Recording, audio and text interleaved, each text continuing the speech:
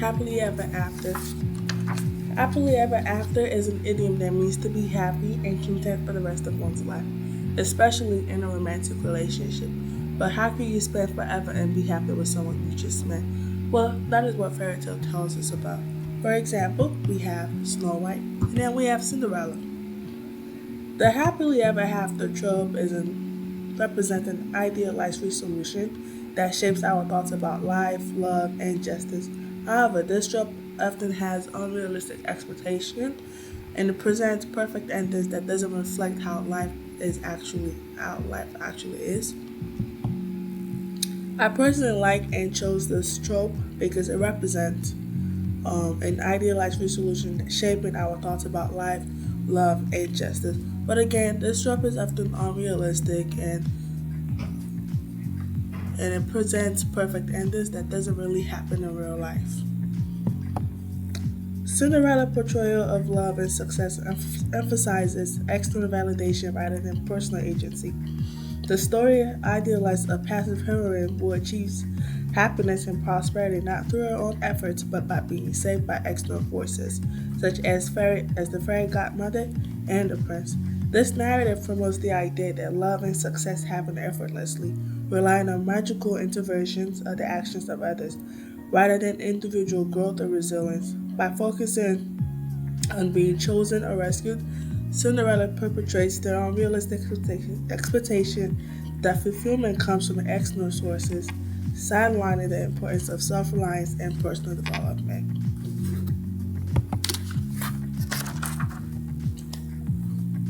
There's an article by Vicki Larson called Cinderella and the Promise of Happily Ever After.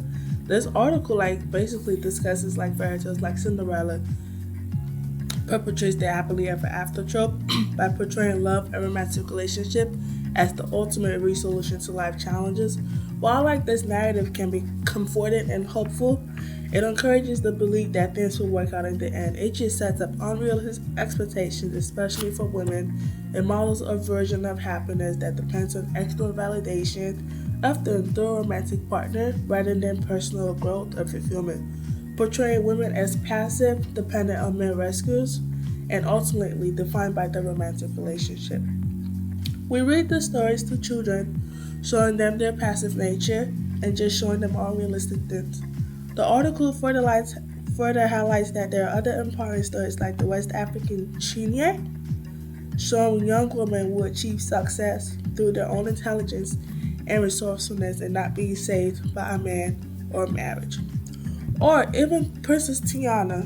This is a very unique Disney princess and she embodies the theme of self-reliance and perseverance. Unlike many other princesses, she isn't saved by a prince. Instead, she saves herself and makes her own dreams come true.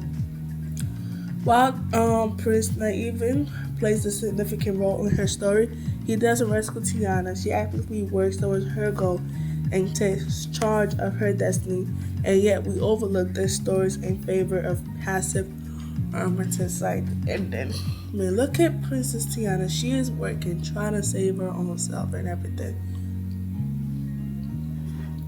We also have another princess called Snow White.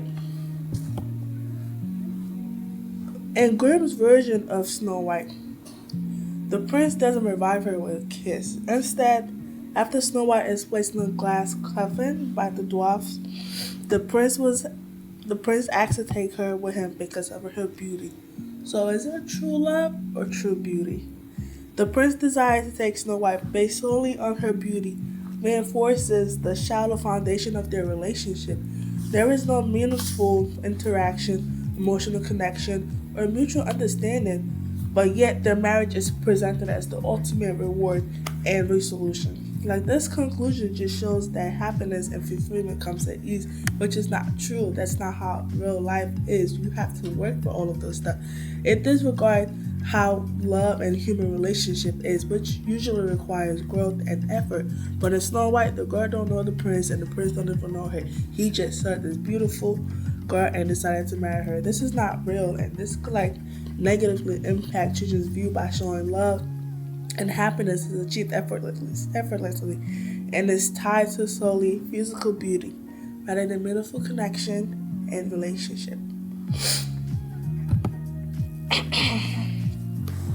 The article, there's another article called The Unrealistic Reality of Fairy Tale.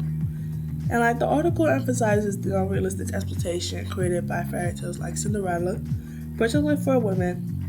It discusses how such stories promote narrow ideals of beauty and success, leading to disappointment when reality doesn't match. Children need to be exposed to diverse narratives like the West African China I mentioned ago, instead of relying solely on fairy tales that revolve around happily ever after. And the article also states that fairy tales give unrealistic expectation of how a person should look, act, and talk. This leads to women believe that if they don't fit the cookie cutter outline of a fairy tale, then they aren't deserving of a prince and a happy ending. Many studies show that women often have a lower self-image because of these expectations. There's also another poem by Anne Sexton that I really like. Anne Sexton's Cinderella, right?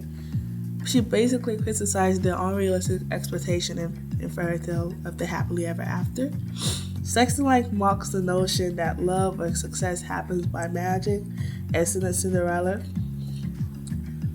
Cinderella paves the way to achieve her dreams rather than through personal agency.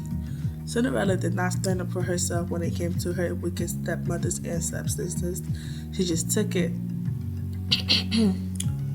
Sexton emphasizes the shallow ideal of a fairy tale ending where Cinderella and the prince live happily ever after, but doesn't show any real interaction or growth between them. Sexton questions whether such an ending is fulfilling or even realistic, suggesting that the sin-sized deal of fairy tales creates unattainable standards for happiness, love, and life itself, which is particularly true because how do we know if Cinderella is actually happy? We don't know that. We just know that she met this prince and the prince liked her and he married her because of her beauty, really. The happily ever after trope as seen in Anne Sexton's Cinderella and the Grimm's brother Snow White shows unrealistic expectations about life, love, and fulfillment. The story suggests that fulfillment comes effortlessly, potentially misleading children into believing that personal growth and authentic relationship are unnecessary for achieving their happiness. Not everyone is going to have a hero or a savior in their life. We need to understand that it's important for us to be able to achieve our dreams and goals and realize that marriage is not the ultimate savior. Um, and Anne Sexton, she shows us a different pack, shows us that this is not true. She criticizes it, but in Grimm's Snow White, marriage is being portrayed as a savior. But that's not how marriage should be viewed. It should be viewed as something that two people will know each other and choose each other, willingly commit to doing, rather than the ultimate solution to life challenges. Thank you.